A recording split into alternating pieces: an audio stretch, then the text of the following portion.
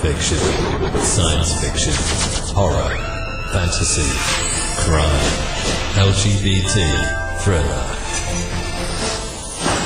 You have now entered the House of Mystery with your hosts, Eric Shapiro, David North Martino, John Copenhaver, and Al Warren. Heard on KCAA 106.5 FM Los Angeles, 102.3 FM Riverside, and 105.0 AM Palm Springs. Welcome back into the House of Mystery, and of course I'm Al Warren, and I'm not Mr. David Martino. You are not. No, and I'm not going to be. No. Making fun of me. I got COVID. Me from making fun of you? Seattle give me COVID. Can't believe that, you know. So speaking of that, we've got a man on the run, and he's got a new book out called Silent Silhouette, Who Killed Deborah Sue? Mr. George Jared, thank you for being here. Thank you for having me. The last time I was talking to you, you were on the West Memphis 3 thing, and did any of those people get a hold of you or try to kill you or anything like that, you know? Not yet. Actually did an interview with Terry Hobbs' stepdad in the spring.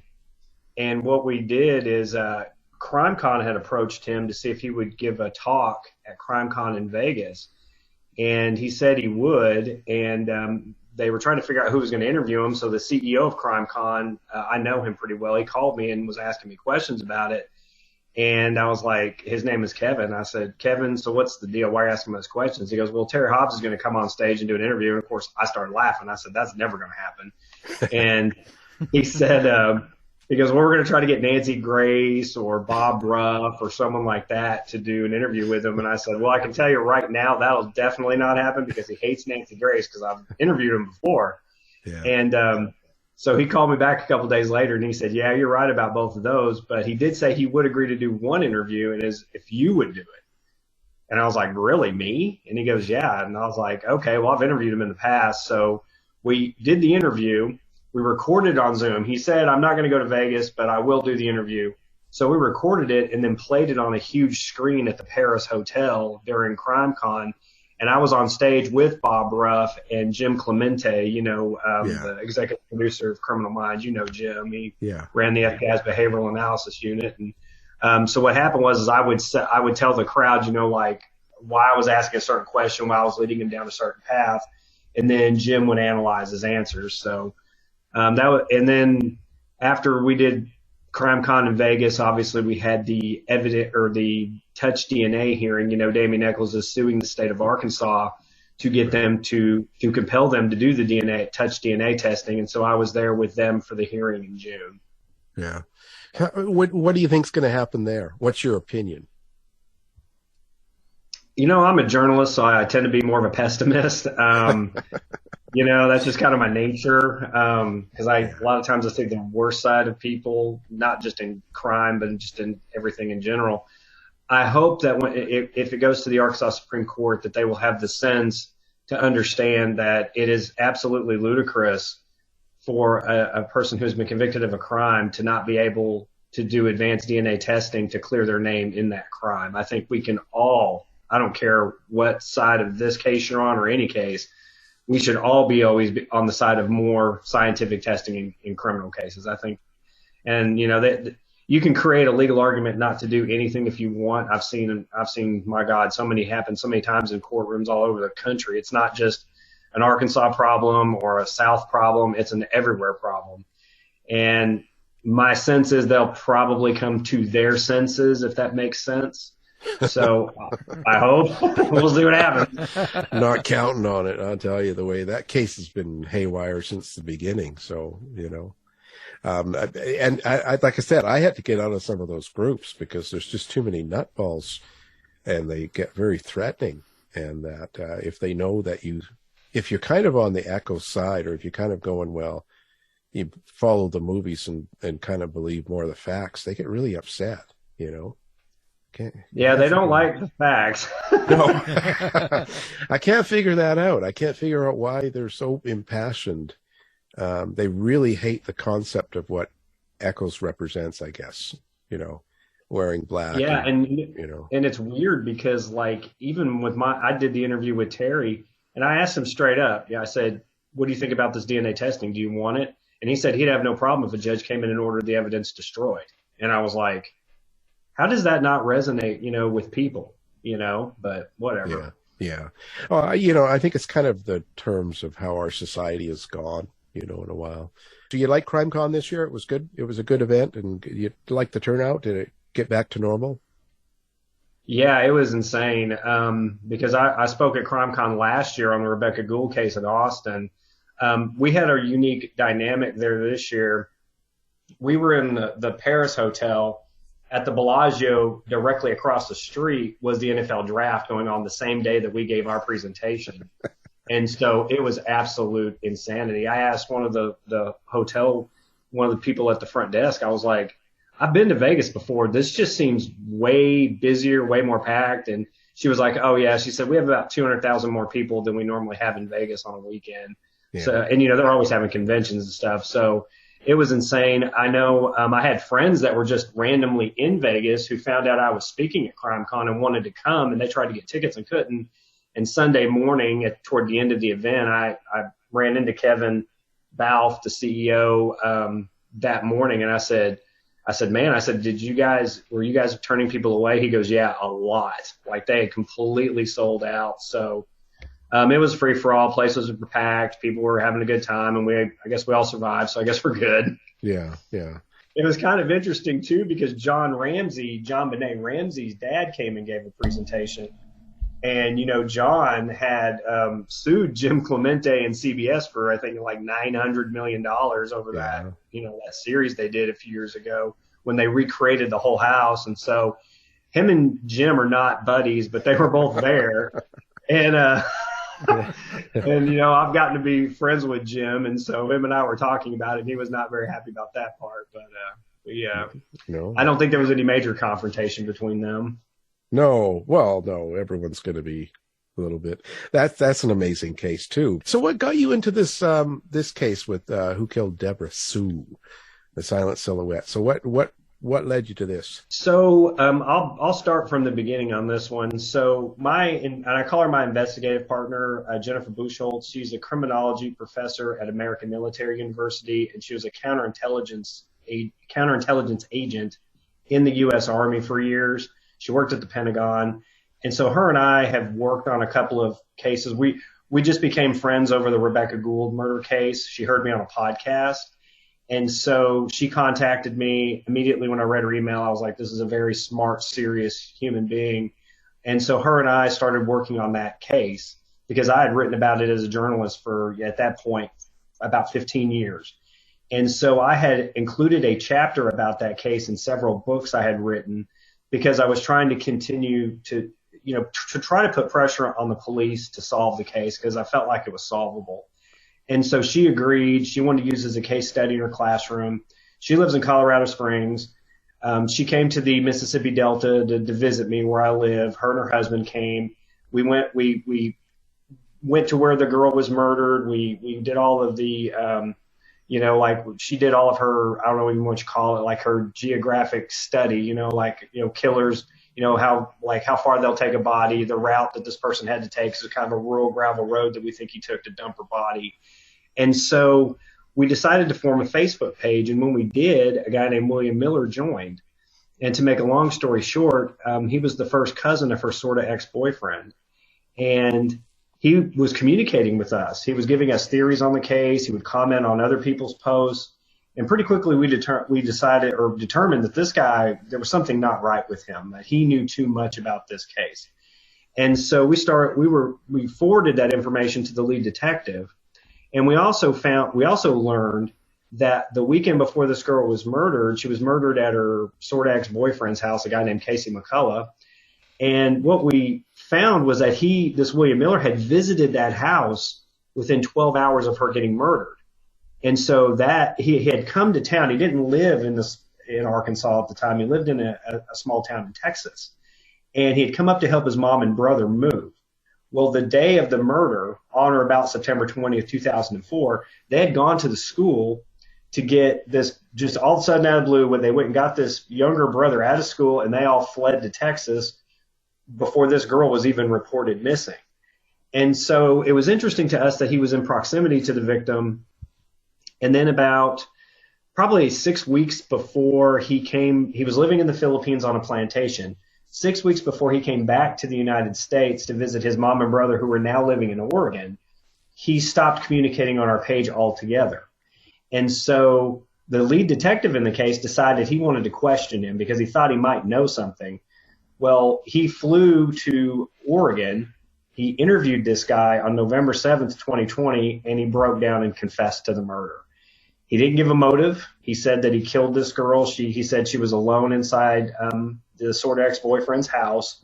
She had actually taken him to work that morning and had come back to the house to collect her things so that she could make a return trip to her hometown of Fayetteville, Arkansas, where she was going to college. And he said that he just came in, knocked on the door, said he was having car trouble, that he was Casey's cousin, could he use the phone. And then for whatever reason, he was pacing around. The psychotic urge to kill her overcame him. A piano leg, which was known to be loose on the piano inside in the living room, fell to the floor. He picked it up. He went in the bedroom where she was at. He hit her twice in the head. And then after that, the piano leg shattered, he said. Then he went to the closet, took a necktie, wrapped it around her neck, and he strangled her. And so a lot of things he said were true. He's been arrested. His trial actually starts on Halloween Day here. Well, CrimeCon wanted us to come and speak about interacting with this guy on our page. They thought it was interesting, and Oxygen Channel actually did a feature story about it.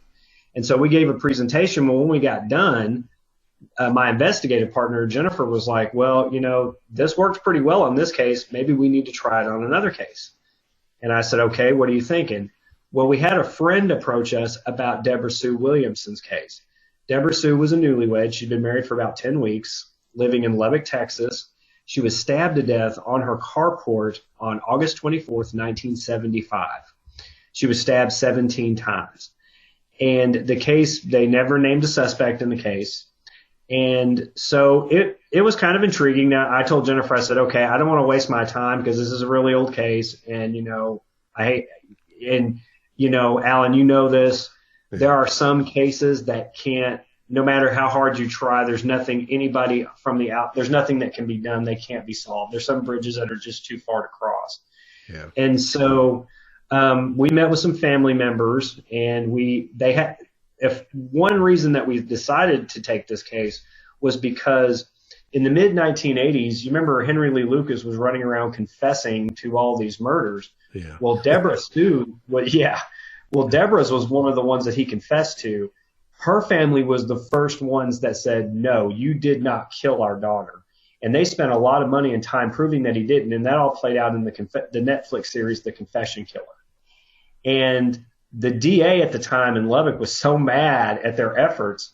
At one point, he was sitting across at a desk from the Deborah Sue's stepdad, Bob Lemons. And he pushed the entire case file over to Bob and said, you know what? If you think you're so smart, you solve it. So guess what? We had all of the contemporaneous reports and everything that the police had from 1975. And so the family had kept all that stuff. So that was one thing. Number two, when we looked kind of preliminarily about like people that were interviewed as people of interest or possible suspects, a couple of things really popped out. Like we were like, you know, this is looking like it's very solvable. And so that was the second part. And then the third part was family buy-in, which, again, Alan, you know this, that sometimes can be a crapshoot too, because you always have, you know, rogue family members who, you know, involved, not involved, they get mad. I mean, if you're talking to one sister more than another sister, you know, it just, you know how that dynamic plays out. And I've talked to a lot of people who work in this space, and it's incredible to me how many people encounter these problems. Yeah, it's terrible. It's not a good one to work on. You can't really rely on it, you know? Yeah. So this case had met all those criteria. And so this was in late June of 2021. The anniversary of her death was coming up. So we kind of formed a game plan. We put together a spreadsheet of everybody we wanted to talk to. And, the first person we wanted to track down was her widower, a guy named Doug Williamson. He actually found her body that night. And so what the story was, it was a Sunday night, and her husband, Doug, worked at a local Pizza Inn. He was the manager of the Pizza Inn. And so she and her mom and dad and little sister went to the Pizza Inn to eat dinner that night around 7:30-ish. They eat dinner. They take Debbie back to the house around 8:15, and they drop her off. She was supposed to return to the Pizza Inn that night because Doug had borrowed $140 from the Teal to buy a CB radio, which was totally fine. It was something that employees could do. They could borrow money from the Teal. They just had to make sure it was paid back, that the register was reconciled by the end of business on Sunday night at the end of the week. So he had to return the money, which he had. And so she was supposed to help return to put the money in the Teal and help him do inventory. And so he's working, 8 o'clock, turns into 9 o'clock. He calls her around 9 and was like, hey, we're really busy. Maybe could you come in and help? And she's like, I'll come and help as soon as I'm done watching my show.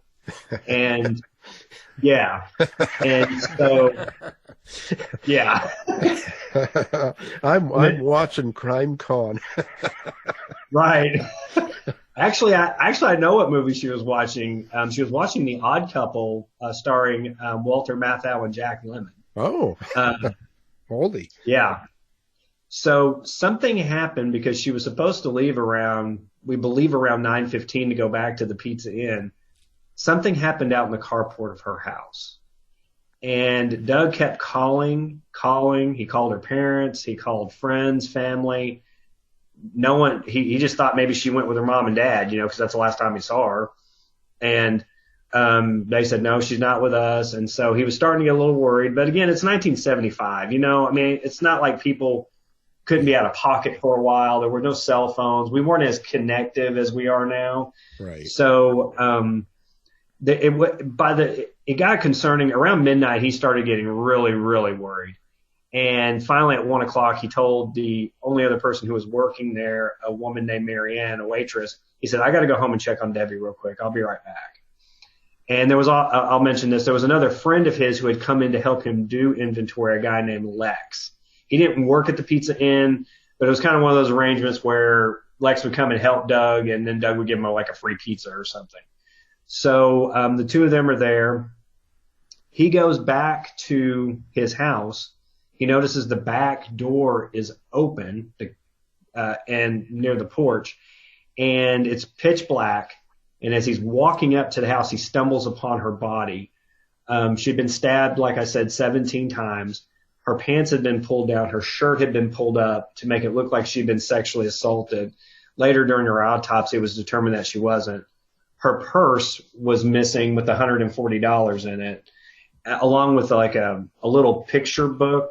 She had it's like a picture proof book of her wedding photos. I guess it was a thing back then where, somebody would get married and then they would have this proof book, and then they'd go to people and say, hey, do you want this picture? Do you want that picture? And then they would order it.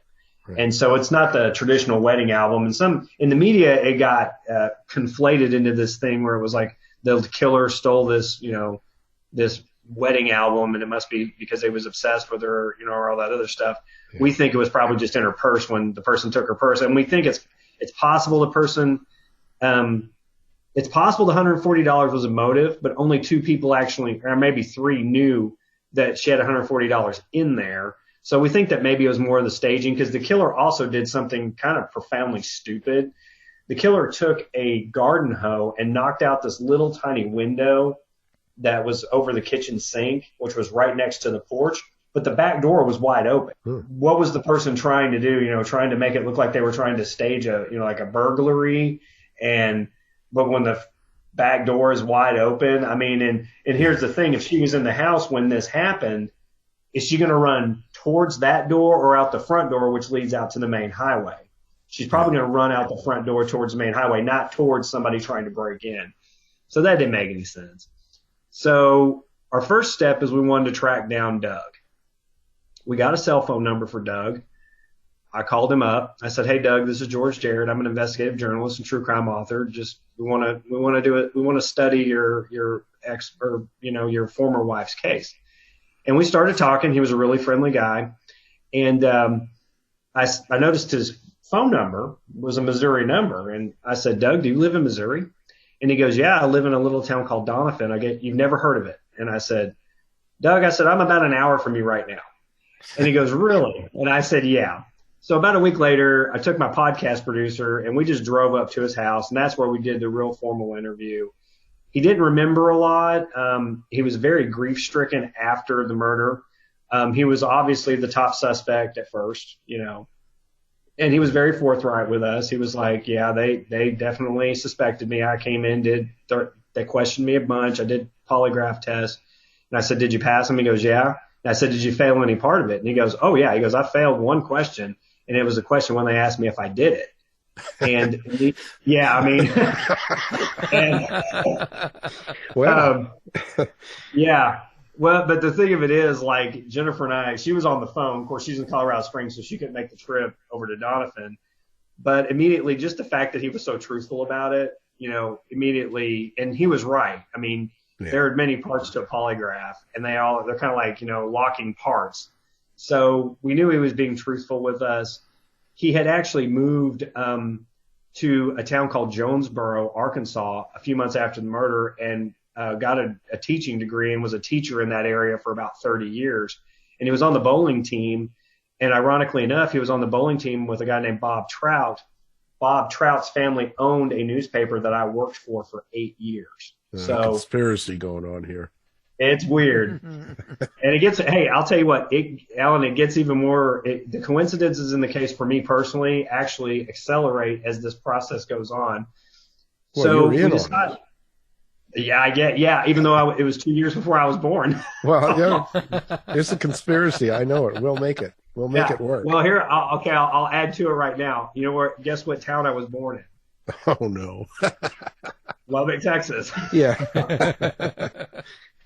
Yeah. And when we picked this case, I didn't tell Jennifer that. Like, I didn't grow up there, but I was born there and I have family there.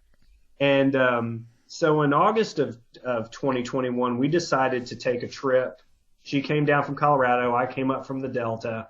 And we went to Lubbock because a lot of the people we were going to be looking for were in and around the Lubbock area. And also we decided to plan our trip on the anniversary of the murder.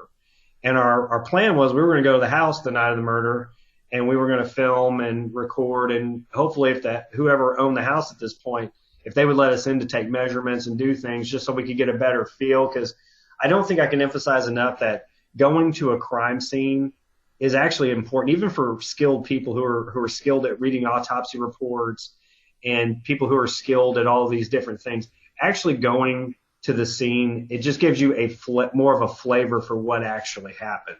And that's exactly what happened when we went there. So we went there, we tracked down, we just went right down the list. Well, let me back up. One person who contacted me early on, because we started another Facebook page, and again, that was kind of our goal, was that if we could lure, we lured a killer in Rebecca Gould's case onto a social media platform. Our goal was maybe we could do this again and maybe funnel have it do the same thing that we did in her case. So one person who contacted us right after we started our page was Mary Ann, who was the waitress who worked that night at the Pizza Inn. It was only her and Doug. And so she contacted me and she goes, "I want you to know that Doug did not leave that night." And I said, "Okay." I said, "Well, let's talk about it." I said, "So tell me the dynamic." She said, "Well, he was cooking and running the register. I was waiting tables. We were super busy that night. I couldn't have run the place all by myself." And she didn't know this, but we had in the police reports, we actually had some information that actually confirmed what she was saying, because Doug was required to do a nightly deposit drop, and the deposit drop didn't get done because they were so busy. The deposit was actually in the register the next morning when they found it. So, and she said, and I asked her the question, I said, "Listen, the first thing people are going to ask is, are you covering for him? Were you having some type of an affair with him? Were you, connected to him in some other way?" And she said no, he had only been the manager there for about a month. Nothing like that ever happened. His wife came in frequently. She said they got along very well. She would help us if we needed help. She said that Debbie was a friendly, sweet woman. She goes, she was just a nice person. I don't know how else to say it. Yeah. I said, okay. So that seemed to check every box. So you can't ever eliminate anybody in a cold case like this, but we kind of put Doug, down a lower rung. And I explained to Doug, I said, Doug, listen, we're going to start this Facebook page and people are going to accuse you of it. And they're going to say horrible and terrible things and you're just going to have to get ready. And sure enough, people would come out and say, They lived up to their reputation. Humans. Yeah. They never disappoint, Alan. That's the weird thing. No, they lived up to it all the way. Yeah. So what we did is we started tracking down people. Now, someone who popped out as a person that we were very interested in talking to was a guy named Paul. And the reason that he was interesting is that he had sort of dated Debbie before she got with Doug. Now, Paul was friends with Doug for years before Debbie even came into the picture. So they were longtime friends. In fact, Paul had stayed the night with Doug at his childhood home. They were that kind of friends. You know what I mean? And they worked together. And it was ironic because the house that Doug and Debbie were living in was actually his childhood home. When they got married in June of that year, his parents gave them the house because they were living in another house. So he was living in the house that he had spent his whole life growing up in. And Paul had stayed the night at that house. Well, he started dating Debbie. And when I say dating, they didn't date in the sense that they were boyfriend and girlfriend. It was more like they would go to the movies together. They might go watch a movie maybe at each other's house or hang out. He wanted to really date her, but she didn't really want to date him. She wanted him more to be a friend. And then Doug came around, and she definitely wanted to date Doug. So she dumped Paul to go out with Doug. And then Doug and her get married about 9 months later. And he wasn't even invited to the wedding because it was so kind of contentious, I guess. Yeah. And he actually left town. Well, there was an interesting thing that we found in the police reports. Paul returned to Lubbock a couple of weeks before the murder. He went out of town to work all summer. When he got back into town, he asked Doug if he could come and work for him at the Pizza Inn, and Doug hired him as a cook. The night of the murder, Paul was working as a cook. He asked, around 8 o'clock, he asked Doug if he could get off early because he wanted to go on a date with a woman named Tina. And Doug's like, yeah, that's great. And the reason being is that Doug's bonuses were tied to his labor cost percentage. So if he could bring that labor cost percentage down, his bonuses would go up. So it made sense for him to let him go early. And Sunday wasn't a busy night. This was unusual that they were as busy as they ended up being.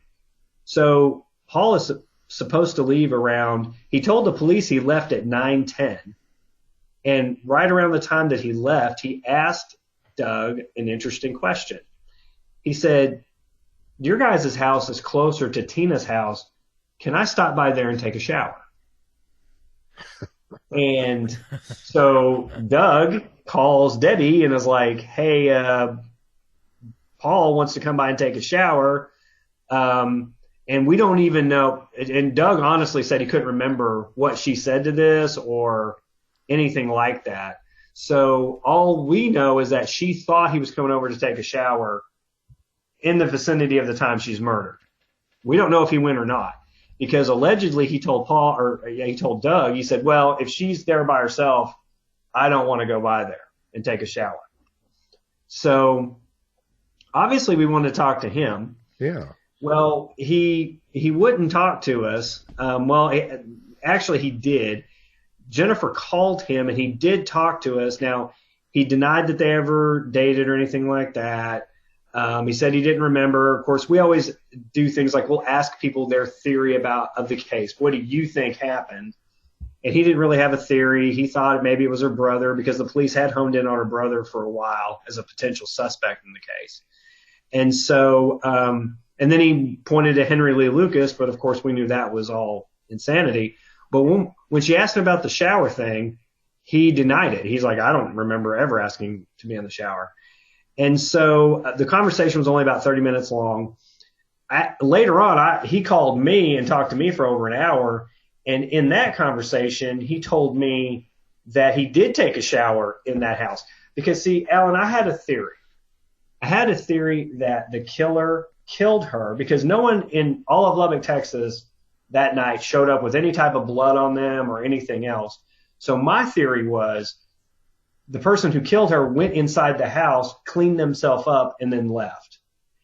And so I talked to him later, a couple of months after we were in Lubbock, and he told me that he did take a shower at that house the day before when they had all gone to the lake together with a group of friends, which I knew wasn't true because they did go to the lake as a group of friends. That was in the police reports, but they had taken a shower at Debbie's parents. They had a cabin on that lake, and they had all gone there, cleaned up, and then Doug and Paul actually went to work at the Pizza Inn.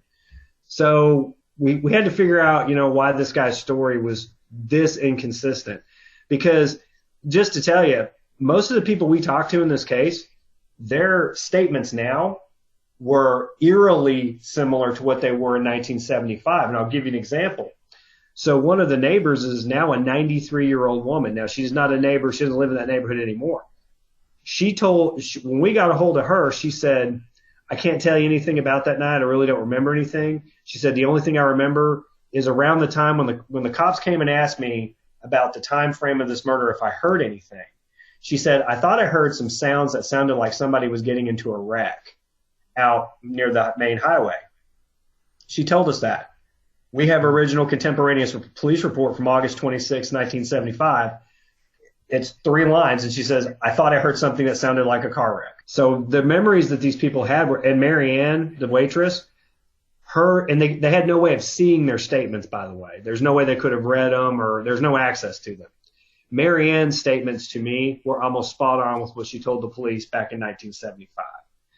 And so we go to Lubbock. We go to the house the night of on the anniversary of the murder. There was a gentleman who lived there, and we didn't tell him that we were outside. Like, we were out on the street, we were in the alley, trying to figure out, did the killer park his car in the alley and hop the fence? One thing that stood out to us immediately, and we had a group of people with us, was how dark it was, even though there's now a 5-lane highway in front of it, and it's surrounded by businesses and buildings and street lights and other houses. It was unbelievably dark. Like, you couldn't see at all back there today. So we were thinking, my gosh, what would it be like back in 1975? I mean, it would just be as dark as a black hole. And so eventually we knock on the door. We talk to the homeowner. He tells us at one point he did have a rifle pointed at us because he didn't know what these crazy group of people were doing outside. City folk. Yeah. So I left him a nice gift basket the next day on his fence next to where his puppy was playing in his backyard. And it's funny, we actually went back in March of this year with a life-size dummy that was to the dimensions of Debbie to try to figure out exactly how she was stabbed. And he led us right into his property. And that was a wild one because I had a girl that had flown from Orlando, Florida. She just wanted to come and help us. And she flew on her own time and dime, met us there, and stayed for 3 or 4 days. And I was grabbing her and throwing her up against the house. And we had gotten a hold of a knife expert, a real good knife expert. And he had told us he knew exactly what type of knife was used to kill her because we gave him some blown up pictures of the autopsy photos. And he said, this is a military style dagger that was produced from 1943 to 1946. And he explained all the dynamics of these wounds, how they looked, and why this knife was the most likely culprit. And what was weird is several of the suspects in the case, or persons of interest, all had dads who served in the U.S. military during World War II, and that's what the knife was. That's what this type of knife was made for. Our knife expert had no clue about any of that. He only got the pictures because we wanted him to just tell us what he thought. He said, I'm telling you, this is a military-style dagger from 1943 to 1946. And he said they were commonly issued to people who stormed Normandy, who came across the English Channel. And 2 of the 3 persons of interest had dads who served at Normandy. And so just the fact that he was able to put that together, we thought was incredible. Well, I'm at this house with this. We have a replica of this. It's broad daylight when we're doing this test. and people are driving by, and they see me with this this is a knife. I mean, this isn't a Rambo knife, but it's really close. And I'll never forget this one dude was just walking his dog, just walking by with his headphones in. And he turns and looks, and he's like, "What are you doing?" And I looked at him. I said, "Mind your own business." Oh, nice. Nice. Scare him. Poor guy. Yeah. So anyway, but we did these experiments. It helped us because, like, one of the things we couldn't figure out is that most of the wounds on her body, nearly all, if one wound in and of itself, if you took each one individually, would not have been fatal. It would have damaged her. It would have hurt her. Like, she had some stab wounds to her lung that pierced her lungs to a degree. She had some in her back, but none of them were just like in the throat, through the heart, like directly through the heart, in the head, somehow getting into your brain. It was nothing like that.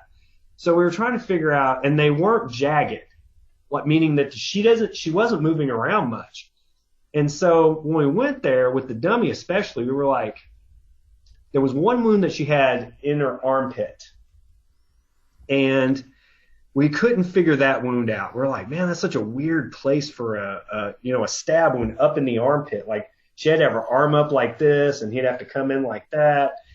And then all of a sudden it just hit us, because we could. Another thing was, like, did the killer confront her in the house? Did she run out of the house? Did he, catch her in the carport? Did he ambush her? Did she come out? Was she shutting her door and he ambushes her in the dark? Or was there a confrontation coming out the door? And we had been under the assumption that it was probably an ambush, that somebody just lay in wait for her in the flower garden right next to the door. And we haven't ruled any of these scenarios out. But one thing, when we were using the dummy, it just hit us like a bolt of lightning. If she was being confronted by someone she didn't want to talk to or didn't want to have anything to do with, she would probably throw her left hand up like this to say, leave me alone. I don't want to talk to you. Get away from me. And if he had that knife hidden along his forearm, which our knife experts showed us how easily that is to do, and it is shockingly easy to hide a knife. I had no clue. How, if her arm is out like this, if that person comes around, if they're right hand dominant, and they come around like this, if they were around the same height as her, they would hit her in that armpit area. And it doesn't say it in the autopsy report, but Jennifer worked for the medical examiner's office in New York City for several years. And she said it could have pierced one of the valves in her heart. Like, it could have going through the armpit like that. And so we started studying that, because here's the thing. We know the attack started by the back porch. She got about 25 feet away. There was a large pool of blood in this spot, and the killer dragged her back to the porch. So she ran for about 20, 25 feet. Well, we started doing some research into that. And if one of your heart valves is pierced like that, you could run for about 20 to 25 feet before you're just going to start to pass out. And so it matched the crime scene perfectly. So then at that point, we knew a couple things. We knew that her killer, it was a theory. I'll say that. But our theory was that the killer was roughly her height or somewhere in proximity. And the first wound came there. And that explained why all the other wounds were not jagged, because she was already unconscious when they were delivered. When you go through this and you're kind of doing this, how much of you are letting your feelings get involved in this? Like, because you meet some of these people and you kind of have feelings about them and stuff like that. How hard is it to keep that out of it? It's very hard, because, I don't know. I say that it's when I'm dealing with someone who's truly just like a witness, someone who just, has just information. They just happen to be, there that night, something like that. That never have a problem with that. I have a pretty aggressive personality. So like, I have no problem, going up and confronting somebody and saying, okay, you lied about this. Why'd you lie about it? I've written stories in years past, had a state senator who was the pro tem of the state Senate. I uncovered that he had stolen $200,000 from his own campaign. And I had no problem, and I knew the guy, and I had no problem writing about it. He eventually ended up in federal prison. So that part doesn't bother me. I mean, I've talked to a lot of murderers, And so it's just a part of the job. If you're going to do this type of work, you better strap up and get ready. Like even, talking to Paul, it was like same as Terry Hobbs, first question is, did you kill him? Did you do it? And I don't let him just say yes or no. I mean, we get into it and I'll tell him, I'll say, well, this is what people think. So tell me why they're wrong. And so, but it's tough. It's funny. As I get older, it seems like it's getting a whole lot easier because it seems like I just care less and less what anybody thinks, Yeah. Absolutely. Well, no, I was wondering, did Paul or any other suspects have, a dad who served in Normandy along with being the same height as she was? Yes, he fits both. And there's another guy too. You guys remember I told you a guy named Lex that was at the Pizza Inn that night. He was best friends with Paul. And he was also friends with Doug. He'd come to help him do the inventory, but he didn't work there. We've tried to get a hold of him. And what happened that night was Doug went to the house, found his wife in this manner. He drove back to the Pizza Inn. The Pizza Inn was only a couple minutes away, and he just freaked out. Went back to the Pizza Inn, ran in the door. Paul was there at this point, by the way, because Paul was supposed to come back and help with inventory that night as well.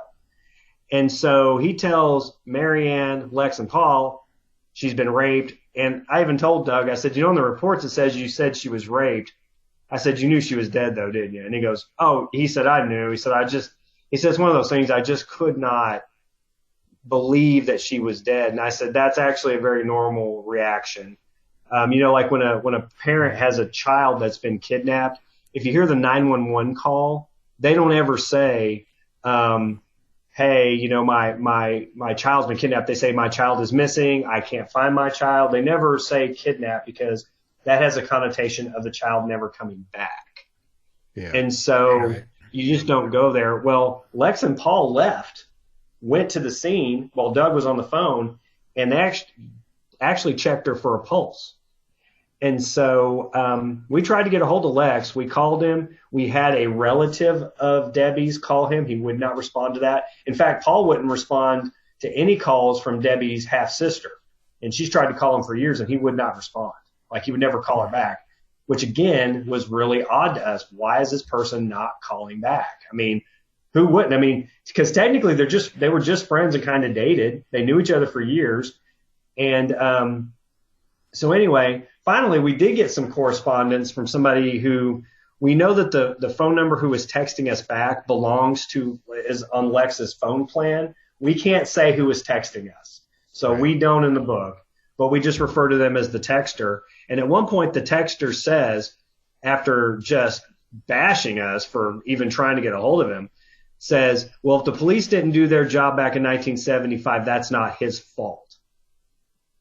Wow. And I was like, well, that's kind of weird. It's just a weird thing. Yeah. And then there was another odd thing that we still haven't been able to figure out. We've got some theories on it. So remember I told you guys that Paul left work at 9:10. That's what he told the police in the report. Well, we don't know how the police missed this, but in their case file, they took a copy of his clock, his time card. So we looked at his time card, and it was military time stamps. And on the time card, it says that he clocked out at 8:43.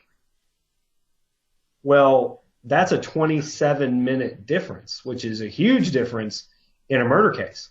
Yeah. And what made it interesting to us even more was that he did go on this date with this woman named Tina, and we tracked her down. And she lived in the middle, and guys, I'm telling you, when I say the middle of nowhere, Texas, I'm talking the middle of nowhere, Texas. I drove my Mustang down a trail for probably 8 miles. And and Jennifer was with me, and I kept looking at her going, are you sure we're going the right way? I mean, there's cows out here. There's like tumbleweeds. There's oil jacks bobbing up and down. There's one-eyed Sioux. I mean, I was just waiting for John Wayne to come flying off of one of these hills that was around us. And so finally we get to this woman's house, and her husband was outside playing with the dog. And we get out of my car, and he's looking at my car going, I knew what he was thinking. He was like, how'd you get that down here? Yeah. And he goes, can I help you? And we said, well, we want to talk to Tina. And he goes, well, she's in there making lunch. So we open the door, and she looks at us, and she goes, you want to talk about Deborah Sue Williamson, don't you? And we said, yes, we do. And she goes, you want to know how Paul Neal acted that night? And I said, yes, we do. And she said that he arrived for the date around 10 o'clock. She said he was covered in water, that he had just taken a shower, like his hair was completely wet. He didn't smell like pizza at all. She said he had really taken a thorough shower. And she told us that he acted nervous the whole night. And so, you can't – the thing about it was the time card issue was the thing that really stood out to me. And here's another interesting fact about that. Remember I told you Lex didn't work there, right? Right. Well, Lex is interviewed by the police the next day because he was friends with Debbie, too. He had known her since high school. In fact, they had gone to prom together just as friends. They didn't date, but they had gone to prom one year together as friends. So he had known her for a long time. He had known her for years. May have known her longer than Paul. When they interviewed him, the police, for some reason, asked him, they said, well, when did Paul leave work? And he said around 8:45. Lex said that he didn't get to the Pizza Inn until around 10:30 or 11 that night to help with the inventory. So how is it that Lex knew exactly when Paul clocked out one day after the murder, when he doesn't work there and he wasn't there when he left? But he knew. And so the only two options at that point in our minds were he either looked at his time card for some reason, which wouldn't make it. I mean, who goes and looks at other people's time cards? And, so that didn't make sense. Or maybe Paul just told him as they're out there at the scene, maybe they're just having a conversation and he says, well, I left at 8:45. We don't know. I mean, Yeah. But how did he know? Well, I think the whole thing is crazy. Yeah. Well, I do too. Well, come on. I mean, none of it makes sense. I think the problem is when you got someone saying, you're going to go to someone else's place to have a shower before you go see another girl, and you know what's really going on here. So there's a lot of dynamics going on amongst the group. It's like incestuous, and they all have their own ideas and their own thing going on. So it's really tough to decipher what really happened between these people, like who was really sleeping with who and who did what to who and who. I think there's more to it, and there's a lot of secrets. It's possible. Was there banjo music playing when you went out? I didn't hear any, but that doesn't mean it wasn't playing. Okay.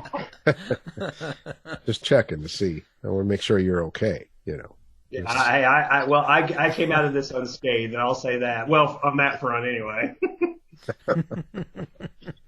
Got to check, you got to be safe. So at the end of the day, what do you hope people get from the book? We met with the Lubbock PD. We met with the head of the CID division several times, and we've been funneling him information. And on our last trip to Lubbock, we gave him a jump drive with everything on it. Now, our intention was not to write a book about the case. We didn't go into it with that. We generally just wanted to study a case to see if we could figure it out, a very cold case. And so the reason we wrote the book is because CrimeCon had approached us about giving a presentation on Debbie's case. And so we were like, we were going to do it. Well, then, as we've talked about before, we started having problems with a family member who felt like she was losing control of the narrative around her sister's case. And I don't understand this dynamic, but it got so toxic that at one point, CrimeCon called me one morning and said, we can't deal with this anymore. This is too much. And I said, I totally agree. I totally understand.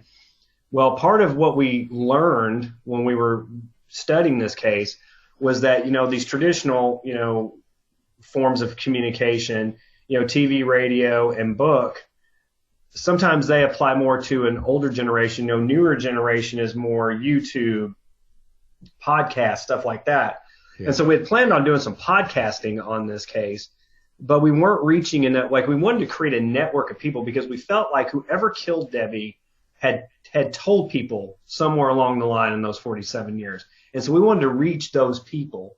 And so finally, when the CrimeCon thing was, kind of went down in flames, we had already written a lot about it already. We decided, okay, this generation that we're trying to target, these, they're in their 60s, they're readers, they're not podcast listeners. So we wrote the book because we wanted to reach more of that demographic, if that makes sense. And we've had a lot of compliments from people following the case. We're like, thank you very much for doing that. It's much easier for me to read than listen to a podcast, which again, I don't understand, but yeah, that's what they want. So also just like to let people know, that like we created like a pretty vast network in the Rebecca Gould murder case. We've had social workers and law enforcement and just a whole a galaxy of different professionals who were in that network, and they always would come up with like really interesting ideas or look at it from a different perspective. And I don't think that people the average person can understand the value of creating a vast network like that. It's like if I'm sitting around here, there was a day and time when nobody in the world was thinking about Rebecca's murder except for maybe me and her family members. And then all of a sudden I turned around and there was thousands of people thinking about it. And that helped create the pressure. And even the murderer in that case said over and over again in his confession, he goes, man, this Facebook page, they were just constantly saying things and doing things and just kept coming at us. And then these podcasts would come out and George Jared kept writing about it in these books, and it was just stressing me out. And he said it over and over and over again.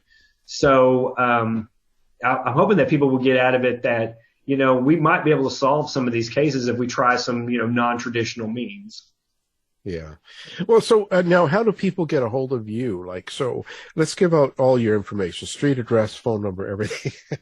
For the ones that want to make sure they get George, So what's your ideal means?